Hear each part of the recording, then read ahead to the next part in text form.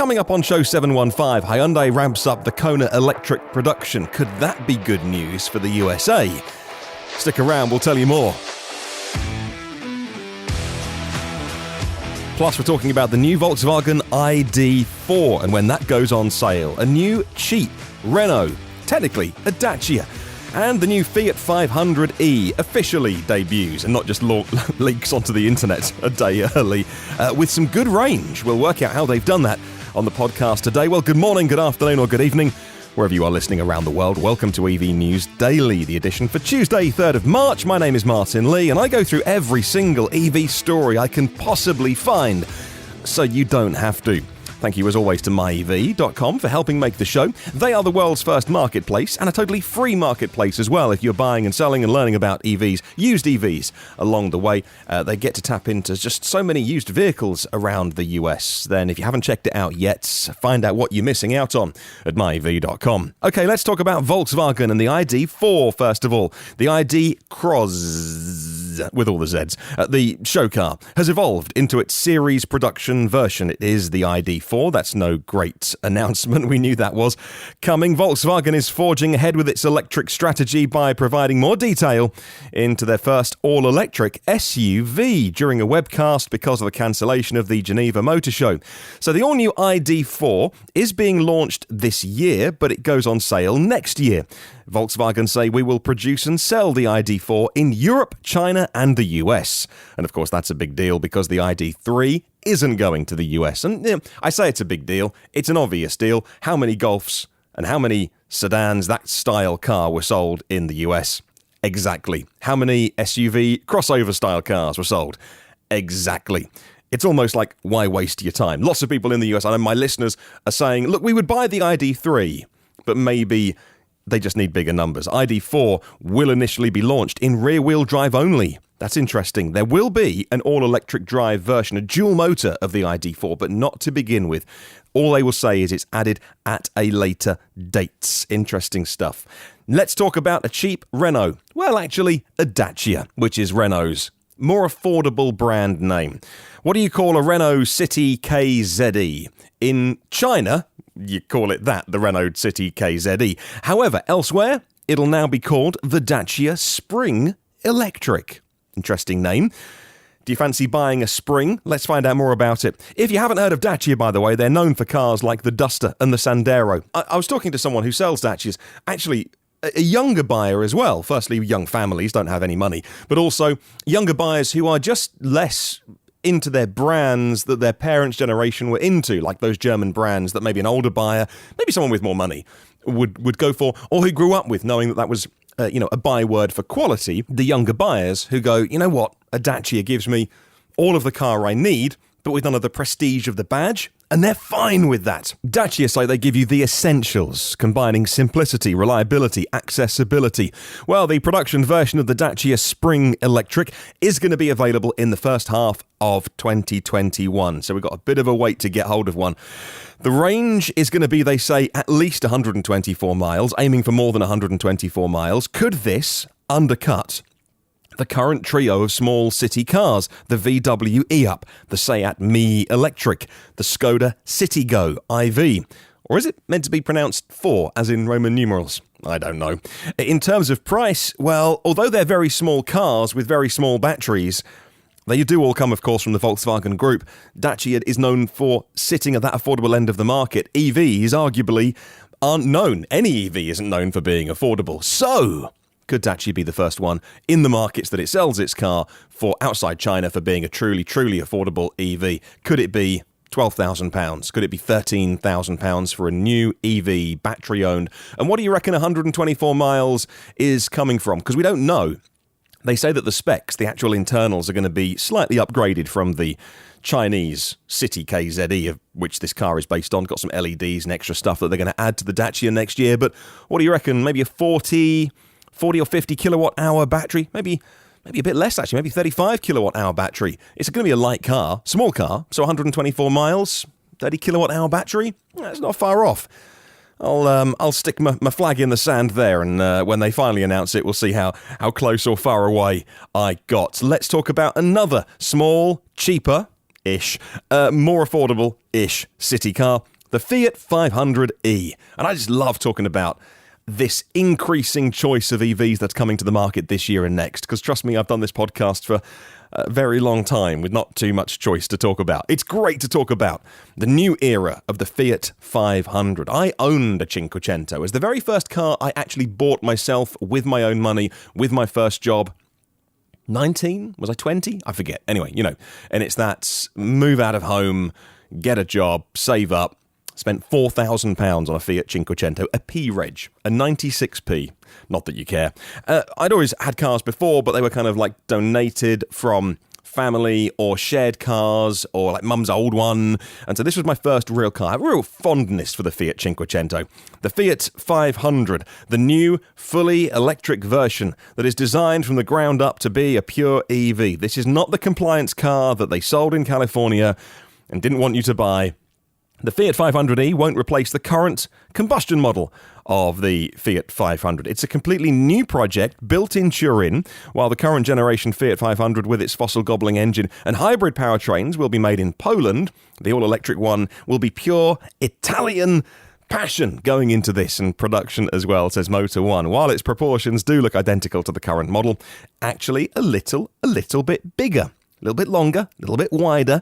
The wheelbase is nearly an inch longer as well. Steering wheel cut in the lower part for a bit of style on the steering wheel. The area between the seats is used for storage. There's a flat floor, completely flat floor, of course. This is an EV platform, so you haven't got to build it around what would have been the tunnel for the drive shaft or anything. And so with this flat floor, it means you get more space for interior passengers, and the new Fiat 500e uses a single electric motor. It's got a 42 kilowatt-hour battery pack. Now, this is a car that is ideal for two people. It will fit four. Can you fit five, or is it legally a four-seater? Anyway, look, you can picture the Fiat 500. It's a small car. They're putting a 42 kilowatt-hour battery pack inside it, and that'll not only get you around town, but it'll get you on the motorways as well. 118 horsepower, 62 miles an hour in 9 seconds. Flat out, it'll do 93 miles an hour, but that'll get you a ticket in pretty much every country they sell it. And if you are judicious with the throttle and you drive it carefully, normally, then Fiat say the WLTP range 199 miles. Okay, maybe it'll lose a bit in the cold.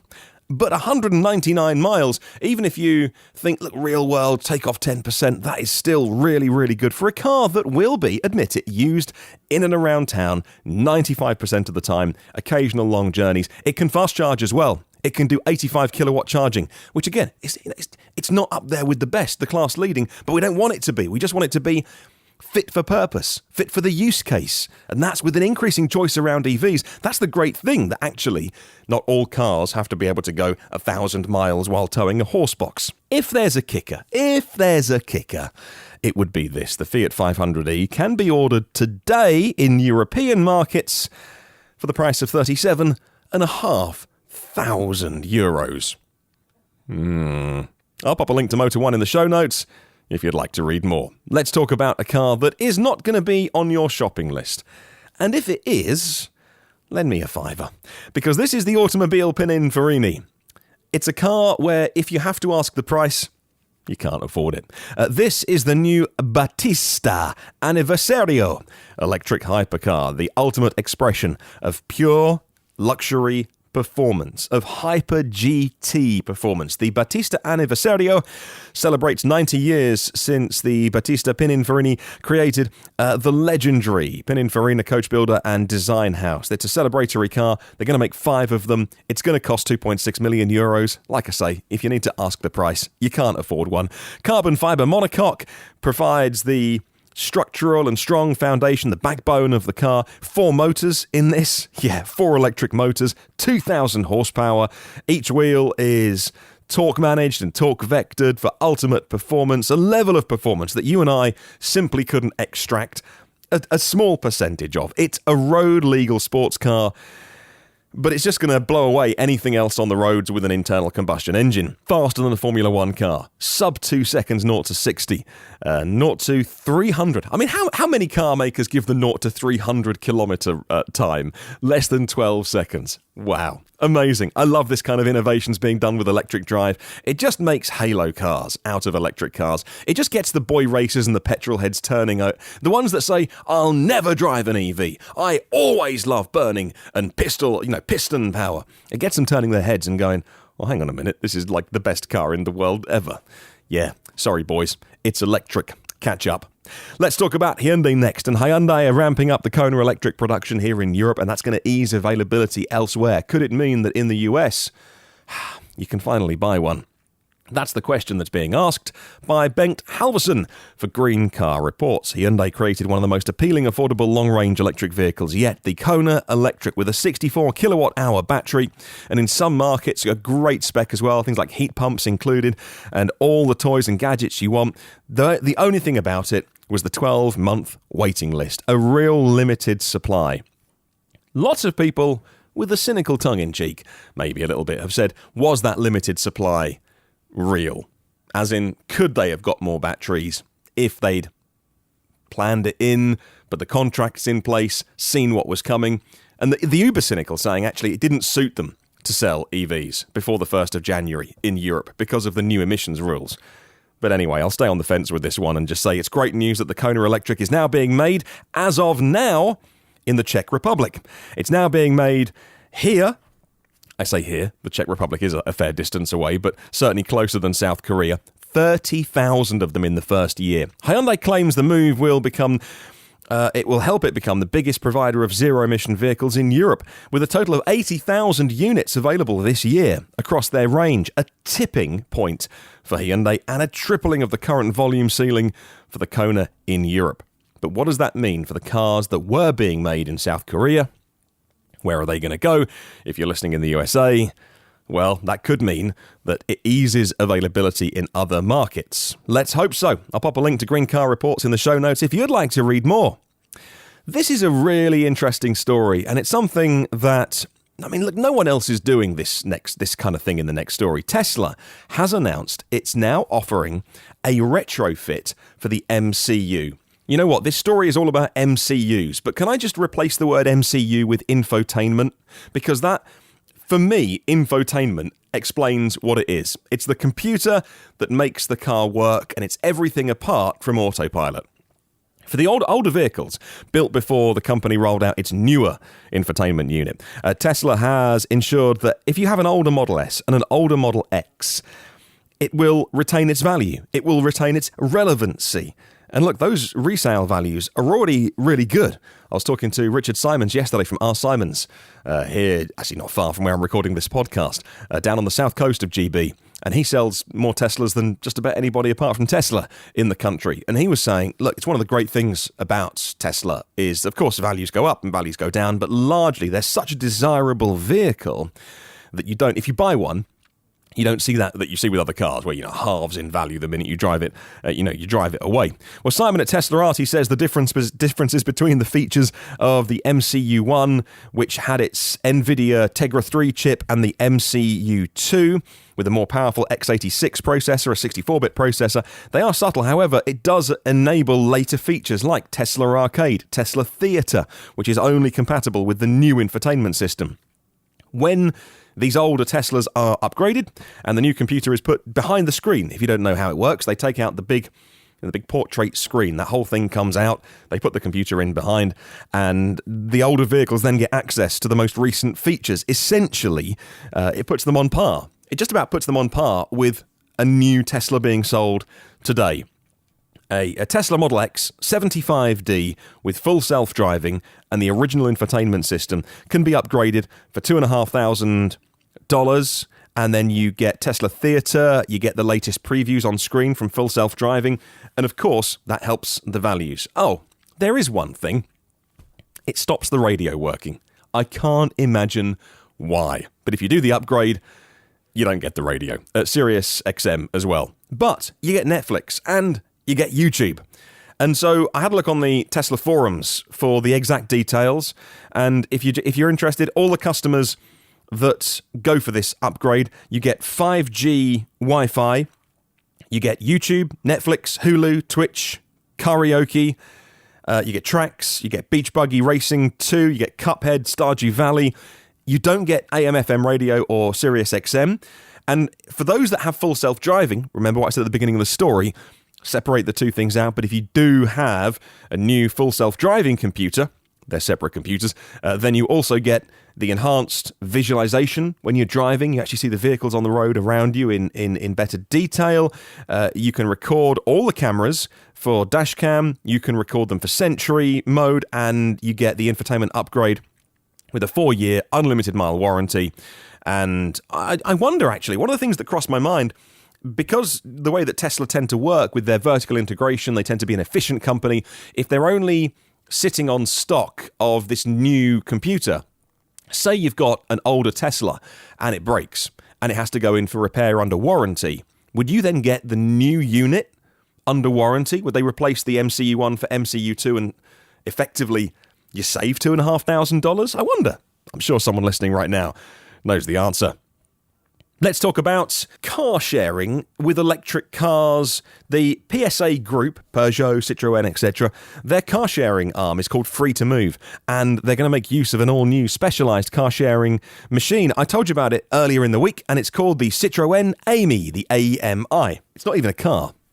According to Inside EVs, their story says an undisclosed number of AMIs, but probably in the hundreds, maybe the thousands, will be offered in Paris from spring this year, just in time to compete with Renault's offering.